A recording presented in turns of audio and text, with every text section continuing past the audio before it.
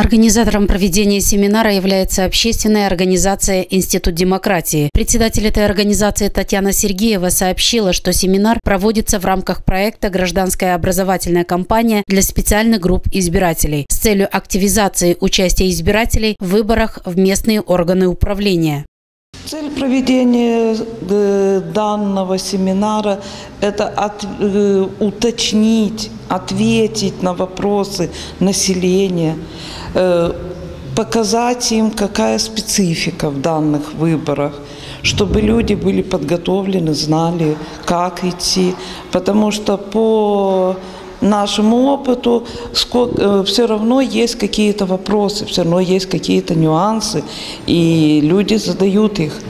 Вот этот семинар у нас 4-й по данной теме. Семинар провела начальник представительства Центра по правам человека в Камрате Светлана Миронова. Наша задача сегодня была ознакомить с этими особенностями, с этими различиями и, естественно, аккумулировать, сделать упор прежде всего на тех вопросах, кто может стать примаром, кто может стать местным советником и каковы их основные полномочия. Почему? Потому что наши граждане достаточно часто допускают ошибки, когда выбирают того кандидата, который обещает некоторые, скажем так, возможности, которые абсолютно не входят в круг их будущих полномочий.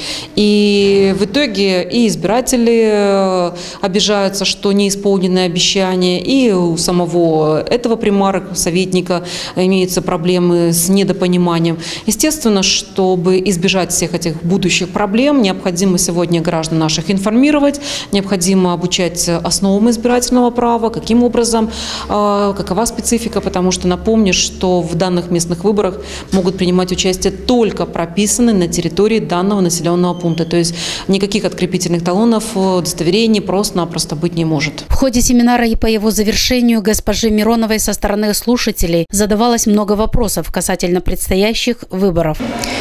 Вы знаете, посетив этот семинар, я узнала очень многого о изменениях в законодательстве, что касается выборов. И я считаю, что это очень полезное дело для того, чтобы информировать людей о выборах. Много новой информации появляется. И я пытаюсь всегда следить за всем ходом наших избирательной кампании. Узнала и новые интересные моменты, новую информацию, которая мне лично полезна и касается лично меня. Следующий семинар на данную тему организаторы планируют провести в городе Басарабяска.